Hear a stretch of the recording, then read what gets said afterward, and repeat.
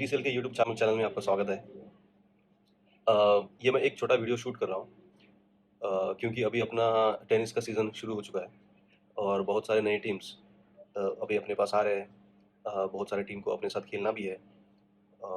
और ये जो टीम्स है उनको हमें चांस भी देना पड़ेगा। तो अवेलेबिलिटी के हिसाब से हम लोग नए टीम्स को खिलाते हैं और नए टीम्स को चांस देते हैं। तो एक जो शॉर्ट वीडियो के जिसमें बीटीसीएल के जो नए बीटीसीएल स्पेसिफिक जो रूल्स है, क्योंकि हमारे थोड़े फार जो रूल्स है वो थोड़ा डिफरेंट है उसके बारे में। और बीटीसीएल में आप अगर आते हो सब सब नई टीम को, तो आपसे क्या एक्सपेक्टेशन है उसके बारे में एक वीडियो शूट कर रहे हैं। तो इसमें ये सब इन्फॉर्मेशन मिलेगी। तो ये वीडियो आप यूजुअली हम लोग वाइस कैप्टन को सेंड करते हैं। तो कैप्टन वाइस कैप्टन को अपने टीम के साथ अपने सब प्लेयर्स के साथ शेयर कीजिए ताकि सबको पता चले कि आप अगर बीटीसीएल के टूर्नामेंट में गेम खेल रहे हो तो आपसे क्या एक्सपेक्टेशन है हमको आपसे, that how you should play, कि आपका संडे का क्रिकेट कैसे होना चाहिए वो हिसाब से just like a regular expectation. तो वो थोड़ा सा रूल्स वगैरह वो सब एक्सप्लेन करने के लिए वीडियो बना रहे हैं। तो या प्लीज़ देखिए और ये सब वीडियो आपके दोस्त लोगों के साथ भी फॉरवर्ड कीजिए ताकि सबको ये इन्फॉर्मेशन पता चले। तो सबसे पहले जो नया चेंज रूल है वो है नो बॉल के बारे में। तो usually regular ICC playing conditions में ऐसे होता है कि शोल्डर के ऊपर से अगर पहला बाउंस होता है, शोल्डर के ऊपर से और सर के नीचे से, तो उसको वन बाउंस दिया जाता है और बॉलर को एक वार्निंग दी जाती है। और सेकंड टाइम अगर वो बाउंस होता है तो उसको फिर नो बॉल और फ्री हिट होता है। ये आईसीसी प्लेइंग कंडीशंस का रूल होता है। एमसीसी के जो रूल बुक्स है उसमें सर के ऊपर से डायरेक्टली जो बॉल जाता है उसको डायरेक्टली नो बॉल दिया जाता है। तो हमने बीटीसीएल में जो एमसीसी का रूल है वो फॉलो किया है, जिसमें हम लोग one shoulder bounce, one bounce warning, ये सब नहीं रखते हैं। जो कोई पहला बॉल डायरेक्टली सर के ऊपर से जाता है वो डायरेक्टली नो बॉल दिया जाता है। तो एक तो पहला एमसीसी का रूल फॉलो करना एक वो उसका रीज़न हो गया। और सेकंड रीज़न इसका ऐसे था कि जब भी बैट्समैन बैटिंग करता है तो अंपायर को थोड़ा डिफिकल्ट हो जाता है जज करना कि शोल्डर के ऊपर से बॉल गया है, सर के नीचे से बॉल गया है। और जो बैट्समैन है वो हमेशा कॉन्स्टेंटली मूव होते रहता है। वो कभी नीचे जाता है, कभी ऊपर जाता है, they are always moving around. तो it's very difficult for the umpire to know कि बॉल कहाँ से गया। और उससे थोड़ा सा कन्फ्यूजन कभी-कभी क्रिएट होता है। कभी-कभी बॉलर अंपायर वन बाउंस का कॉल दे देता है। फिर उधर फिर बॉलर को लगता है कि नहीं ये तो वन बाउंस था ही नहीं। बैट्समैन को लगता है नहीं ये तो बॉल तो शोल्डर के ऊपर से था। तो it's very difficult, it's very confusing. तो यूजुअली हमारे बीटीसीएल्स के रूल ऐसे होते हैं कि we don't like any confusions. We have to play confusion-less cricket. That's like one of our brand pillars.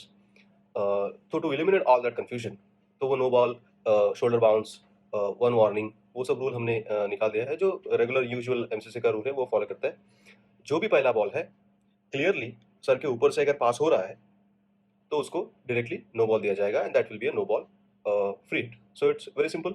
And तो ये वो रूल जो है वो नया रूल आप ध्यान में रख लीजिए। सेकंड रूल है लेग बाइज के बारे में। तो टेनिस क्रिकेट में हम लोग यूजुअली लेग बाइज रखते हैं लेकिन एलबीडब्ल्यू नहीं होता है। तो अगर एलबीडब्ल्यू नहीं है तो इसका मतलब बैट्समैन जो है वो पूरा स्टंप को रोक के पूरा पिच में मूव करके पूरा क्रीज में इधर उधर मूव करके शॉट्स अगर खेल सकता है तो it's like a very huge advantage to him. तो बैट्समैन को इतना ज़्यादा एडवांटेज होने के बाद में भी अगर उसको लेग बाइज लगता है तो ही कैन रन। तो दैट इज़ नॉट पॉसिबल। वैसे होना नहीं चाहिए क्योंकि पहले से ही tennis ball batsman specific game है, बहुत बैट्समैन फोकस है क्योंकि टेनिस बॉल के साथ बॉलर को इतना ज़्यादा एडवांटेज नहीं मिलता है। इसलिए हमने क्या किया है, अगर एलबीडब्ल्यू नहीं है तो लेग बाइज भी नहीं है। तो अगर आपको बॉडी को अगर बॉल लगता है तो उसका आपको रन नहीं मिलेगा। जैसे ही बॉल बॉडी को टच होता है फर्स्ट, उसके बाद अगर बैट को भी लगे या फिर किधर भी जाए, अगर आपके फर्स्ट टाइम बॉडी को टच होता है तो immediately after hitting the body the ball will be dead. तो उसके बाद फिर कुछ नहीं होगा। उसके बाद अगर बैट्समैन रन भी कर रहा है, क्योंकि कभी-कभी लोग कन्फ्यूजन होता है, अगर बैट्समैन रन करने का ट्राई कर रहा है, अगर कोई ओवर थ्रो कर रहा है, कोई ओवर थ्रो चला गया, तो उसके बाद कुछ भी नहीं होगा। उसके बाद ना ही रन होगा, ना ही रन आउट होगा, ना ही ओवर थ्रो होगा। तो जैसे ही बॉल बॉडी को टच होगा, वो डेड बॉल हो जाएगा। तीसरा जो थोड़ा डिफरेंट रूल है, वो है बॉल चेकिंग के बारे में। तो आपको पता होगा कि टेनिस बॉल में अपने बैट्समैन को थोड़ा-सा हैबिट होता है कि हर बार बाउंड्री मारा, सिक्सर मारा, उसके बाद बॉल देखो, बॉल चेक करो, उसको दबाओ, उसको इंस्पेक्ट करो। तो ये सब चीज़ें हम लोग अलाउ नहीं करते हैं क्योंकि ये सब चीज़ें एक्चुअली लाइक रेगुलर क्रिकेट में होता भी नहीं है। टेनिस में कैसे आया तो हमको पता नहीं। लेकिन these are not very good kind of behaviours. First time तो इसकी वजह से बहुत टाइम वेस्ट होता है, क्योंकि हर बार जब बाउंड्री से बाहर जाता है तो बॉल आएगा, वो ये बॉलर ये बैट्समैन चेक करेगा, उसके बाद वो दूसरा बैट्समैन चेक करेंगे, उसके बाद वो दोनों मिलके चेक करेंगे, तो ये it waste lot of time. और अपने पास टाइम बहुत कम रहता है, we play almost like 10 to 12 games in a day, तो we don't have that much time. तो this is like this first of all it's a time wasting activity. Secondly इसकी वजह से बहुत कंफ्यूजन होता है, क्योंकि फिर कभी बॉल को लगा, एक बैट्समैन को लगता है कि नहीं बॉल तो बहुत अच्छा है, दूसरे बैट्समैन को लगता नहीं है, फिर वो कोई तो बोलता है कि ये बॉल दिया वो बॉल दिया, whatever, we don't want to have any confusion. तो इसलिए हम लोग क्या करते हैं, गेम के स्टार्टिंग में ही अपना ये जो लीग स्टेज होता है, लीग स्टेज में हम लोग 2 गेम्स खेलते हैं। तो लीग के स्टार्टिंग में ही टॉस के टाइम पे आपको एक नया बॉल का बॉक्स दिया जाएगा, जिसमें you have choice to select any 2 balls you like. So आपको 2 नए बॉल सिलेक्ट करने पड़ेंगे। एक बार बॉल सिलेक्ट करके वो बॉल आप आपके पास रख लो, जो फिर लीग स्टेज के 2 नए जो गेम्स होंगे, 2 गेम्स होंगे, उसमें जो नए बॉल्स है वो बॉल्स आप ग्राउंड पे लेके आइए अपने बैट्समैन के साथ। उसके बाद में जो कुछ भी होता है, उसके बाद में आपके बैट्समैन को या फिर किसी कीपर को या फिर बॉलर को, व्हाटएवर, किसी को बॉल चेक करने का कोई चांस नहीं दिया जाएगा। अगर कुछ होता है, अगर किसी को डाउट लग रहा है कि बॉल फुटा हुआ है और व्हाटएवर, यूजुअली अपने जो अंपायर्स होते हैं, अपने अंपायर बहुत एक्सपीरियंस है, मतलब we have been playing like 15-20 years, तो बहुत एक्सपीरियंस अंपायर है। अंपायर को पता चलता है कि बॉलर अगर बॉल खराब हुआ है, बॉल फूटा हुआ है कि नहीं। यूजुअली जब भी ओवर खत्म होता है तो आपके बॉलर्स को, आपके फील्डर्स को ये इन्फॉर्म कर दो कि जैसे ही ओवर खत्म होता है वो बॉल अंपायर के पास दे दीजिए। तो अंपायर का जो बॉल आता है तो umpire will inspect the ball, ball देखता है बाउंस करके बॉल की कंडीशन में है कि नहीं। अगर कुछ डाउट होता है तो अंपायर खुद से ही वो बॉल रिप्लेस करा सकता है। तो ये बॉल का बारे में थोड़ा सा कन्फ्यूजन कम करते हैं, तो ये एक डिफरेंट रूल है जो आप अपने स्पेशल बैट्समैन को इन्फॉर्म कर दीजिए कि आप इतना नहीं कर सकते, कुछ अगर डाउट है आपको तो अंपायर को बताइए कि भाई बॉल में कुछ डाउट है, बॉल चेक कर लीजिए। अंपायर बॉल चेक कर सकता है। और दूसरा एक रूल बॉल के बारे में, जो हम लोग नया बॉल यूज़ करते हैं, तो वो पुराना होने के बाद वो प्ले ऑफ स्टेज में वही बॉल आप यूज़ करेंगे। अगर आपका बॉल कहीं पे घूम नहीं जाता है तो the same ball will be given to you, वो सेम बॉल आप प्ले ऑफ स्टेज में भी यूज़ कर सकते हैं। नए बॉल के बारे में और एक बात कि पहला ओवर में, मतलब जो लीग गेम्स के स्टार्टिंग में ही आपको न्यू बॉल्स मिलेगा। जो भी प्लेऑफ्स के गेम होंगे, वो प्लेऑफ्स के गेम्स तो हम लोग ओल्ड बॉल से ही खेलेंगे। और कोई भी गेम में अगर आपका नया बॉल जो है पहले ओवर में कहीं पे गुम जाता है, ठीक है, तो पहली बात तो बॉल थोड़ा ढूंढने का ट्राई कीजिए, क्योंकि फिर जो बाहर के लोग बैठते हैं तो उनको बता दीजिए कि अगर बॉल जाता है तो मतलब just try to look for it, 4-5 minute थोड़ा सर्च करने का ट्राई कीजिए। लेकिन अगर पहले ओवर में अगर नया बॉल गुम जाता है तो ही आपको नया बॉल मिलेगा।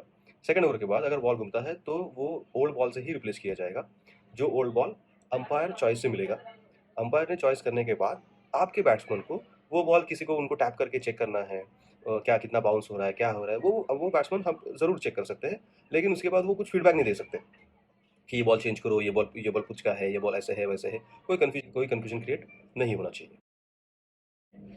और एक रूल जो बाउंड्री डिसीजन के बारे में, तो यूजुअली अपना बाउंड्री थोड़ा सा दूर होता है और हम लोग बाउंड्री के लिए कोन्स यूज़ करते हैं।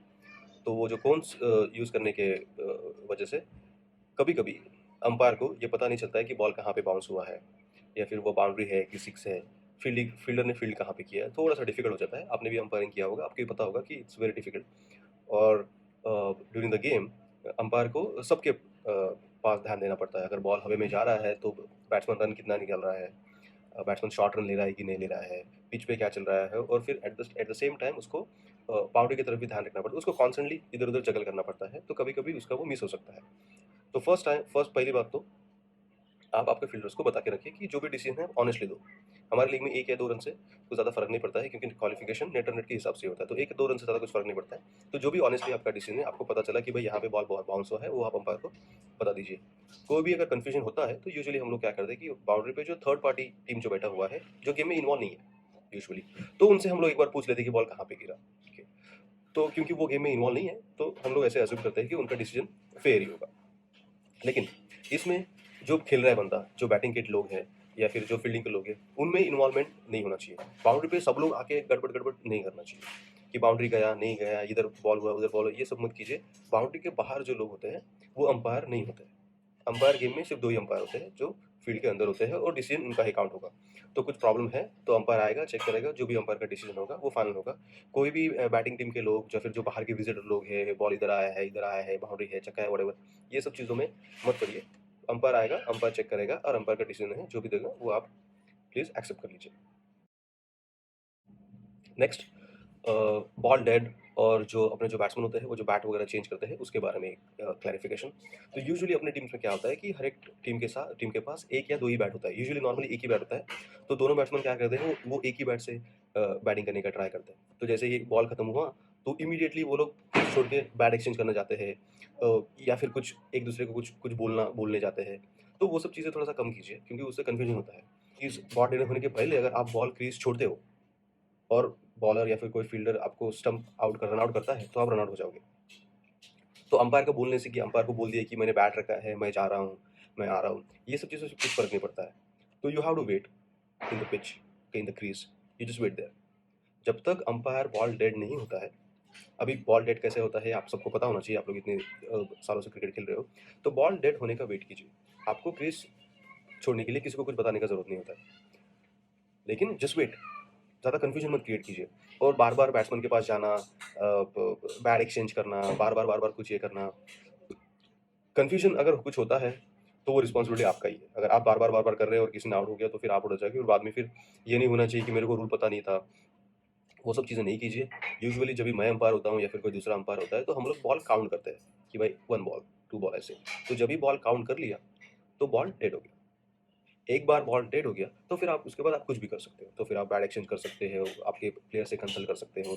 सो just please wait for the ball to get dead, so that there is no confusion. Next, कि कोई भी अगर कुछ ग्राउंड में कुछ इशू है, कुछ प्रॉब्लम है या फिर आपको कुछ बताना है, तो आपकी टीम के सिर्फ कैप्टन और वाइस कैप्टन दोनों में से जो भी वो एक आदमी अवेलेबल है, वो एक आदमी अंपायर के साथ जाके वो चीज़ों के बारे में डिस्कशन कर सकता है। कुछ भी हो जाएगा कि आपको कुछ रूल पता नहीं है, कुछ प्रॉब्लम हुआ है, कुछ डिसीजन का एक्सप्लेनेशन चाहिए। अंपायर के डिसीजन के बारे में तो यूजुअली हम लोग आर्ग्यू नहीं कर सकते, बट कुछ भी दूसरा कुछ मैटर है तो अगर आपको डिस्कस करना है तो सिर्फ आपकी टीम का एक बंदा जो कैप्टन होगा या फिर वाइस कैप्टन होगा, कुछ स्कोर के बारे में क्लैरिफिकेशन चाहिए कि कुछ भी चीज़ चाहिए तो वो एक बंदे ने अंपायर के पास जाके या फिर स्कोरर के पास जाके वो चीज़ें क्लैरिफाई कर लेनी चाहिए। आपके पूरे लोग पिच पे आके कुछ हल्ला गुल्ला कर रहे हैं, या फिर एक दूसरे को चिल्लम चिल्ली कर रहे हैं, वो सब चीज़ें नहीं होना चाहिए। गेम थोड़ा सा शांति से खेलेंगे। आपको कुछ भी प्रॉब्लम है, एक या दो बंदे जाके आराम से उसको कीजिए, और आप अपने जो फील्डिंग टीम्स के प्लेयर हैं उनको यही बोल दीजिए कि आपका जो पोजीशन है वहीं पे खड़े रहिए। कुछ भी अगर होता है तो just stay where you are. आप बाउंड्री पे है तो बाउंड्री पे ही खड़े रहो। कुछ भी होता है तो सब लोग पिच पे वो लगान स्टाइल ऐसे पिच पे जमा मत हो। जो भी है, आपका कैप्टन, आपका वाइस कैप्टन बहुत नॉलेजेबल आदमी है, बहुत एक्सपीरियंस आदमी है, वो लोग अंपायर के साथ जो भी होता है वो डिस्कस कर लें। तो ये सब चीज़ें आप एज अ कैप्टन और वाइस कैप्टन आपके प्लेयर के, आपके टीम के प्लेयर्स को ये सब चीज़ें थोड़ा सा इन्फॉर्म कर दो कि भाई कुछ भी होता है तो आपको बोलने का उसमें ज़रूरत नहीं है। नेक्स्ट चीज़, अंपायरिंग डिसीजन के बारे में। तो बहुत सारे लोगों को wide ball, usually wide ball के बारे में बहुत ज़्यादा कन्फ्यूजन होता है। तो यूजुअली वाइड बॉल में कैसे होता है कि पूरे ग्राउंड पे एक अंपायर ही जो होता है, जो एकदम पिच के सेंटर में खड़ा होता है, और पिच के सेंटर में खड़े होके विदाउट मूविंग, अंपायर का ज़्यादा मूवमेंट नहीं होता, without moving he is observing the ball. तो जो भी उसको दिखता है वही रियलिटी होता है। एक बार अंपायर ने डिसीजन देने के बाद कभी कभी नॉन स्ट्राइकर बोलता है वाइड नहीं है नहीं। अभी नॉन स्ट्राइकर जो है वो पिच के सेंटर से 6 या 8 फुट दूर थोड़ा खड़ा होता है, तो उसका जो पर्सपेक्टिव है देखने का वो थोड़ा सा डिफरेंट होता है। Same with the bowler, bowler भी भागते भागते आता है, वो ऐसे एकदम स्टंप के पीछे से स्ट्रेट नहीं आता है, वो थोड़ा सा एंगल से भाग के आता है, और वो मोशन में होता है, उसका बॉडी मोशन में होता है। तो he also may not be able to see कि बॉल कैसे वाइड गया है कि नहीं गया। सेम थिंग, जो कीपर होता है, अपना जो कीपर होता है वो एग्जैक्टली स्टंप के पीछे नहीं खड़ा होता है, वो स्टंप और जो वाइड का जो लाइन है उसके बीच में खड़ा होता है। तो उसका भी जो बॉल को देखने का जो पर्सपेक्टिव है वो डिफरेंट होता है। द पॉइंट इज कि ग्राउंड के ऊपर जो कोई भी बंदा है उसका देखने का एंगल अंपायर से अलग होता है। तो जो अंपायर देखता है वो अंपायर वही हिसाब से आपको वाइड बॉल देता है। तो यूजुअली हम लोग अंपायर को ऐसे इंस्ट्रक्ट करते हैं कि जो आपका जो फॉलो करते हैं वही आप पूरे गेम में फॉलो करो। आप जहाँ पे पोजीशन पे खड़े हो वही पोजीशन पे खड़े रहकर डिसीजन दो। तो आप आपके नॉन स्ट्राइकर बैट्समैन को, कीपर को, या फिर बाकी के फील्डर्स को ये बता दो कि जो फील्डर बाउंड्री पे है, कभी-कभी ऐसे होता है कि बाउंड्री पे जो खड़ा है फील्डर, वो वो चिल्ला के आके बोलता है कि बॉल वाइड नहीं है, नहीं है। तो ऐसे नहीं होना चाहिए कि जो फील्डर बाउंड्री पे खड़ा है वो उसको कैसे पता चल रहा है कि बॉल कोन के ऊपर से गया कि नहीं गया। और यूजुअली ये वाइड के डिसीजन मतलब 1 या 2 इंच से होते हैं कि बॉल कोन के ऊपर था, कि कोन के थोड़ा-सा बाहर था, कि कोन के अंदर था। तो इससे इतना कुछ मैटर नहीं करता है। तो आप उसके बारे में चिंता मत कीजिए, जो अंपायर आपको देगा वो एक्सेप्ट कर लीजिए, इतनी कुछ बड़ी बात नहीं होती है। और अंपायर यूजुअली फेयर डिसीजन देते हैं, ऐसे कुछ इतना इतना प्रॉब्लम नहीं होना चाहिए। लेकिन उसमें ज़्यादा कन्फ्यूजन और उधर आर्गुमेंट नहीं होना चाहिए। नेक्स्ट रूल, जो यूजुअली फील्डिंग डिस्ट्रीब्यूशन के बारे में लोग हमेशा बार बार पूछते हैं। तो हम बीटीसीएल में क्या करते हैं, we have power play overs, we have non power play overs. तो पावर प्ले ओवर्स में outside of the inner circle 2 players allowed होते हैं, जो 2 प्लेयर्स आप कहीं पे भी रख सकते हो। कितना ओवर का पावर प्ले है, कैसे है, वो हम लोग यूजुअली फ्राइडे को जब भी आपका शेड्यूल और फिक्सचर रिलीज होता है तो उसमें हम लोग बता देते हैं। यूजुअली हम लोग 5 ओवर्स के गेम में 2 ओवर का पावर प्ले रखते हैं। अब अप्रॉक्सीमेटली 1/3 यूजुअली रूल होता है कि 1/3 of the overs should be power play. तो उसके हिसाब से हम लोग प्लानिंग करते हैं, जो भी होगा वो हमको आप बता देते हैं। पावर प्ले खत्म होने के बाद, और all power plays are same, सब पावर प्ले में 2 ही लोग बाहर होते हैं, क्योंकि this are batting power plays, we call them batting power plays. तो बैटिंग पावर प्ले में 2 ही फील्डर बाहर हो सकते हैं। एक बार पावर प्ले खत्म होने के बाद आप 5 लोग बाहर रख सकते हैं, वो आप कहीं पे भी रखें। और स्प्लिट यूजुअली 4 और 5 का होना चाहिए। आप 4 ऑफ साइड में रख सकते हैं, 5 लेग साइड में रख सकते हैं, 4 और लेग साइड में रख सकते हैं, 5 ऑफ साइड में रख सकते हैं। It's up to you during the game. Okay, कभी कभी आपको फील्डर इनसाइड में, तो ऐसे कंपलसरी नहीं होता है कि आपको नॉन पावर प्ले ओवर में 5 ही प्लेयर बाहर रखने। आप पावर प्ले फील्डिंग और नॉन पावर प्ले फील्डिंग के बीच में कुछ भी रख सकते हो after power play is over. तो आफ्टर पावर प्ले खत्म होने के बाद कुछ सिचुएशन है या आपको 2 फील्डर अंदर रखने हैं, तो you can invite those 2 players in. तो मतलब पावर प्ले खत्म होने के बाद भी अगर आपको ऐसे आपको ऐसे चाहिए कि नहीं मुझे सिर्फ 3 ही फील्डर बाहर चाहिए, तो it's your decision, you can definitely do it. ऐसे कुछ रूल नहीं होता है कि कंपलसरी पावर प्ले खत्म होने के बाद कंपलसरी 5 ही लोग बाहर चाहिए, ऐसे कुछ नहीं होता है। You can not do more than 5, okay, you can not do more than 5 and less than 2, that is the rule. तो उसके बाद उसके बीच में जो भी है वो आप कर सकते हो। यूजुअली ये सिचुएशन होता है एंड ओवर्स में आता है, जिसमें चेस बना होता है, 2 बॉल में 1 चाहिए, 2 बॉल में 2 चाहिए, वो चीज़ में उनको अंदर लाना होता है। तो you can definitely you can field with the power play fielding restrictions for the entire game. आपको ऐसा लगता है तो आप सिर्फ 2 फील्डर करके पूरा गेम खेल सकते हो। नेक्स्ट रूल क्लैरिफिकेशन ये है शॉर्ट रन के बारे में। तो यूजुअली जब भी आपके प्लेयर्स आपके बैट्समैन को ये आप इन्फॉर्म कर दीजिए कि आप जो भी रन ले रहे हैं, तो थोड़ा सा अंदर जाके आपका बैट ग्राउंड कीजिए, एकदम लाइन पे नहीं। नॉर्मली कैसे होता है, हम लोग स्प्रे वगैरह या फिर ऐसे कुछ यूज़ करते हैं लाइन के लिए, जो 4 5 6 गेम के बाद प्ले ऑफ स्टेज में थोड़ा सा फेड हो जाता है। तो it's very difficult to see कि भाई एग्जैक्ट लाइन कहाँ पे। तो कभी कभी बैट्समैन क्या करते हैं, एकदम एग्जैक्टली लाइन के आगे पीछे बैट करके निकल जाते हैं। तो प्लीज़ आपके प्लेयर्स को बताइए कि ऐसा नहीं कीजिए। क्रीज जो होता है वो 4 फीट का होता है, तो 4 फीट के एटलीस्ट 1 2 फीट तो बैट अंदर डालिए और फिर जाइए, क्योंकि उससे फिर कन्फ्यूजन। और फील्डिंग टीम के लिए, फील्डिंग टीम का कोई बंदा भी अंपायर को बता नहीं सकता है कि शॉर्ट रन गया है कि नहीं गया। ये अंपायर का काम है, यूजुअली अंपायर देखते रहता है। अगर अंपायर ने वो चीज़ें नहीं देखा है तो अंपायर वो डिसीजन नहीं दे सकता है। It's very simple. कभी कभी क्या होता है कि बॉल से ऊपर हवा में जा रहा है, तो अंपायर का ध्यान उधर रहता है कि कौन कैच पकड़ रहा है, बाउंड्री पे जा रहा है नहीं जा रहा है। अगर ड्यूरिंग दैट टाइम बैट्समैन यहाँ से शॉर्ट रन लेके निकल गया, जो एक तो मेन अंपायर ने भी नहीं देखा, लेग अंपायर ने भी, किसी ने भी देखा, तो उसके ऊपर किसी किसी किसी फील्डर ने या फिर बॉलर उसके ऊपर कुछ कुछ ये नहीं, कुछ कमेंट नहीं कर सकता है, क्योंकि अंपायर ने जो चीज़ देखा ही नहीं उसके बारे में अंपायर डिसीजन दे ही नहीं सकता है। तो ये एक चीज़ ध्यान रख लीजिए। सबसे पहले फेयर गेम कीजिए, आपके बैट्समैन को बोलिए कि भाई एटलीस्ट आधा 1 फुट अंदर जाके बैट ग्राउंड करके आइए, ज़्यादा कन्फ्यूजन क्रिएट मत करिए। नेक्स्ट रूल जो है फील्डिंग रिस्ट्रिक्शन के बारे में, restriction as in like positions के बारे में, कि फील्डर कहाँ पे खड़ा हो सकता है। तो यूजुअली हम लोग जो ये क्रिकेट खेलते हैं उसमें हमारा एक अजम्पशन होता है कि फील्डर जो है वो स्टंप के एग्जैक्टली लाइन में नहीं खड़ा हो सकता है, या फिर पिच के लाइन में नहीं। बहुत सारे रूल्स हैं, लोग अपने अपने कुछ रूल बना के लेके आते हैं कि पिच का जो लाइन है, जो दोनों पिच के पैरेलल लाइन हो, वो पैरेलल लाइन में बाउंड्री तक कोई फील्डर खड़ा नहीं हो सकता है, ऐसे कुछ, या फिर कीपर के पीछे कोई खड़ा नहीं हो सकता है, ये सब रूल्स। तो ऐसे सब रूल्स क्रिकेट में होता नहीं है। There is actually a position, उसको शॉर्ट समथिंग बोलते हैं, कि देयर इज अ पोजीशन कि जिसमें आप फील्डर को एग्जैक्टली कीपर के पीछे बाउंड्री पे खड़ा कर सकते हो। और एक बार कोई तो एक गेम है, कोई तो टेस्ट मैच में खड़ा भी किया था। तो ऐसे क्रिकेट के फील्ड पे कोई भी रिस्ट्रिक्शन नहीं होता है। तो आपका फील्डर पिच का एरिया छोड़ के, और बैट्समैन को डिस्टर्ब नहीं होना चाहिए, वो छोड़ के आप उसको कहीं पे भी फील्डिंग करा सकते हो।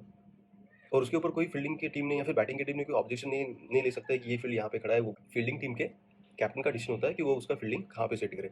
यूजुअली लोग कीपर के पीछे या फिर बॉलिंग स्टम्प या फिर अंपायर के पीछे फील्डर खड़ा नहीं करते, क्योंकि उसका फिर तो कुछ मीनिंग नहीं हो गया वहाँ पे फील्डर होता है तो। लेकिन इसका मतलब ये नहीं कि वो वहाँ पे कर नहीं सकता। यूजुअली ये जो चीज़ें हैं, ये लोग जब भी एंड में गेम होता है या फिर गेम बहुत एकदम कट टू कट हो जाता है, तो ये सब चीज़ें निकालते हैं कि ये फील्डर यहाँ पे क्यों खड़ा है, ये फील्डर ये हो रहा है ऐसे। तो ये सब चीज़ें नहीं करे, फील्डर ग्राउंड के अंदर कहाँ पे भी खड़ा हो सकता है, following all the power play non power play restrictions. Next cheese scoring के बारे में। तो हम लोग नॉर्मली अपने BTSL में ऑनलाइन स्कोरिंग होता है, जो हम लोग फ्री क्लब्स ऐप पे स्कोरिंग करते हैं। रेगुलर गेम्स में जब भी मैं अंपायर होता हूँ या फिर कोई कमेटी का दूसरा कोई अंपायरिंग होता है, तो अंपायर ही स्कोरिंग करता है, सो दैट इज़ ईज़ी, क्योंकि हमको लोगों के नाम पूछने पड़ते हैं, गेम में क्या हो रहा है वो सब अंपायर को पता रहता है, तो अंपायर स्कोरिंग करता है, सो दैट्स ऑलवेज ईज़ी। तो कोई भी स्कोरिंग करे, कभी कोई बाहर बैठ के कोई स्कोरिंग कर सकता है, ऐसी कुछ प्रॉब्लम नहीं है। तो बैटिंग टीम और फील्डिंग टीम दोनों का ये रिस्पॉन्सिबिलिटी है कि जैसे ओवर खत्म होता है, ओवर चेक कर लीजिए, स्कोर चेक कर लीजिए, और वो रिस्पॉन्सिबिलिटी आप आपके टीम के कोई तो 1 या 2 लोगों को दी। स्कोरिंग का रिस्पॉन्सिबिलिटी है स्कोर चेक करने का, वो आप आपके टीम के 1 या 2 प्लेयर को असाइन कर दीजिए कि भाई आप हर एक ओवर खत्म होने के बाद वो ओवर का स्कोर चेक करेंगे, खुद काउंट भी करेंगे, और अंपायर ने जो काउंटिंग किया है वो चेक करेंगे। कभी कभी अंपायर से मिस्टेक हो सकता है, कभी कभी स्कोर से मिस्टेक हो सकता है, ऐसी कुछ बात नहीं है। लेकिन जब ग्राउंड पे सब लोग अगर स्कोर काउंट करते हैं, सब लोग स्कोर काउंट कर रहे हैं, कोई कोई 10 बोल रहा है, कोई 11 बोल रहा है, तो वो कंफ्यूजन हो जाता है। तो कंफ्यूजन नहीं करना चाहिए, सिर्फ 1 या 2 लोग स्कोर काउंट करो, वो भी कुछ प्रॉब्लम हुआ है तो 1 या 2 बंदे ही जो भी स्कोर काउंट कर रहा है वो स्कोरर के पास जाओ और क्लैरिफाई करो। ऐसे नहीं कि ग्राउंड पे चिल्ला के कुछ हो रहा है, सब लोग ऐसे वो सब चीज़ें मत करो। It's very important. एक बार ओवर हो गया तो ओवर का क्लैरिफाई कीजिए, कोई भी स्कोर है, ऐसे नहीं कि फिर आप 3 ओवर पहले का 3 ओवर पहले का गेम का स्कोर निकाल रहे हैं, क्योंकि एक बार ओवर खत्म हो चुका, उसके बाद पहले बार तो ऐप में सेव हो जाता है, तो हम लोग चेंज नहीं कर सकते, और वो याद भी नहीं रहता है कि पहले ओवर के दूसरे बॉल में वाइड गया था या फिर इधर नो बॉल गया था, वो सब चीज़ें ध्यान में भी नहीं रहती है। तो एक ओवर खत्म होने के बाद ऐसे नहीं करें कि 5वां ओवर चल रहा है और आप फिर फर्स्ट ओवर का स्कोर निकालने की बात कर रहे हैं, वैसे नहीं होना चाहिए। जैसे ही गेम खत्म होता है, गेम खत्म होने के टाइम के आपको जो फाइनल स्कोर है वो फाइनल स्कोर कंफर्म करना है। एक बार गेम खत्म हो गया, एक बार वो फाइनल स्कोर कंफर्म हो गया, तो फिर वो कैसे वो सिस्टम में अपलोड होकर फ्रीज हो जाता है, उसके बाद वो चेंज नहीं होता। तो आपका एक रिस्पॉन्सिबिलिटी है कि check the score after every over, also confirm and finalise your scores after end of the innings. ये 2 चीज़ें आपसे होनी चाहिए and it's your responsibility. Usually कभी कभी ऐप में कुछ प्रॉब्लम हो जाता है, जिसमें प्लेयर का नाम ऐड नहीं है या फिर प्लेयर का नाम चेंज नहीं हो रहा है या फिर एक प्लेयर के रन्स दूसरे प्लेयर को चले गए, ये सब चीज़ें थोड़ा हो सकता है। वो तो ऐप का, वो तो आपको सबको पता है कि आईटी में और ये सब सॉफ्टवेयर में ये सब प्रॉब्लम तो होते रहते हैं। लेकिन at the end of the day जो फाइनल स्कोर है, टोटल स्कोर कहीं भी नहीं जाएगा। टोटल स्कोर जो आपका वो एकदम एक्यूरेटली मेजर होगा। तो बैटिंग टीम फील्डिंग टीम दोनों का रिस्पॉन्सिबिलिटी है वो स्कोर चेक कर दीजिए। और हमारा स्कोरिंग ऑनलाइन होता है, तो आपके पास अगर ऐप है, आप अगर बाउंड्री पे बैठे हो तो आप फ़ोन का ऐप ओपन करो, आपको पूरा लाइव स्कोरिंग दिखता है कि कौन से बॉल पे क्या हुआ। तो you also can monitor the scores all the time. एक बार गेम हो गया उसके बाद स्कोरिंग को चेंज नहीं होगा। और प्लीज़ ये चीज़ ध्यान में रखिए कि ग्राउंड पे 2 ही अंपायर होते हैं, कीपर अंपायर नहीं होता है, बैट्समैन अंपायर नहीं होता है, नॉन स्ट्राइकर बैट्समैन अंपायर नहीं होता है, बॉलर अंपायर नहीं होता है। तो कभी कभी बैट्समैन और नॉन स्ट्राइकर कभी कभी वाइड चेक कर रहा है, कभी कभी नो फुटबॉल फुट का नो चेक कर रहा है, ये सब चीज़ें होती रहती है। तो वो सब चीज़ें नहीं होना चाहिए। आप बैट्समैन हो, आप अपने बैटिंग पे फोकस करो, आप बॉलर हो, आपके बॉलिंग पे फोकस करो। जो अंपायर है, अंपायर को अपना काम करने दो। अगर आपको अंपायरिंग करना है तो आप हमको बताओ। तो यूजुअली हम लोग अंपायर छोटा सा अंपायरिंग का टेस्ट लेते हैं, उसके बाद फिर आप जाके अंपायरिंग कर सकते हो। अंपायर्स को अपना अंपायरिंग का काम करने दो। और फाइनल बात, सबसे इंपॉर्टेंट थिंग इज, अंपायर कोई भी हो, हमने आईसीसी के गेम्स में देखा है कि अंपायर गलती करता है, कि अंपायर का कोई भी डिसीजन रॉन्ग हो सकता है। वाइड वाइड बॉल हो, नो बॉल हो, बाउंड्री का डिसीजन हो, कोई भी चीज़ हो, शॉर्ट रन हो, जो भी हो, ये डिसीजन रॉन्ग हो सकते हैं। तो प्लीज़ ये समझ लीजिए कि अंपायर तो मिस्टेक कर सकता है, तो अंपायर का मिस्टेक अग्री कीजिए और जस्ट मूव ऑन। हम लोग हर संडे खेलते हैं, आज का संडे कुछ प्रॉब्लम हुआ तो नेक्स्ट संडे खेल लेंगे, कोई प्रॉब्लम नहीं। लेकिन जो भी अंपायर का डिसीजन है वो लोग आप शांति से एक्सेप्ट कर लीजिए। तो ये सारी चीज़ें थी जो मुझे आपको बतानी थी, स्पेशली फॉर न्यू टीम्स, जो नई टीम आते हैं। तो प्लीज़ ये चीज़ें थोड़ा सा ध्यान से समझ लीजिए। आपको कुछ क्वेश्चंस अगर होगा, कुछ आपको पूछना है, तो कमेटी के कोई भी बंदे को कॉल करके क्लैरिफाई कर लीजिए। और प्लीज़ ये जो इन्फॉर्मेशन है ज़रूर आपके टीम के जो प्लेयर्स हैं उनको फॉरवर्ड कीजिए, क्योंकि बहुत बार हमने ऐसे देखा है कि कैप्टन और वाइस कैप्टन जिनको हमको इन्फॉर्मेशन देते हैं उनको सब चीज़ें पता होती है, उनको सब रूल रेगुलेशन पता होते हैं, लेकिन टीम के कुछ प्लेयर हैं उनको नहीं पता होते, तो फिर वो आके फिर गेम में गड़बड़ करते हैं। तो इसके लिए ये चीज़ें आप पूरी टीम को फॉरवर्ड कीजिए। इसलिए मैं वो वीडियो बना रहा हूँ, क्योंकि यूजुअली हम लोग जो इन्फॉर्मेशन, ये सब इन्फॉर्मेशन एक्चुअली अपने बीटीसीएल रूल बुक में अवेलेबल है, लेकिन लोगों को इतना रूल देखने का टाइम नहीं होता है, अपना रूल बुक इंग्लिश में भी होता है। तो वो सब चीज़ों की वजह से मैंने सोचा कि ये वीडियो बनाए। तो प्लीज़ ये वीडियो आप अपने टीम के प्लेयर के साथ शेयर कीजिए, सो दैट कि आपको पता चले कि बीटीसीएल में अगर खेल रहे हो तो ये सब चीज़ें हैं, थोड़ा सा डिफरेंट रूल्स है, ये सब चीज़ें फॉलो होना चाहिए।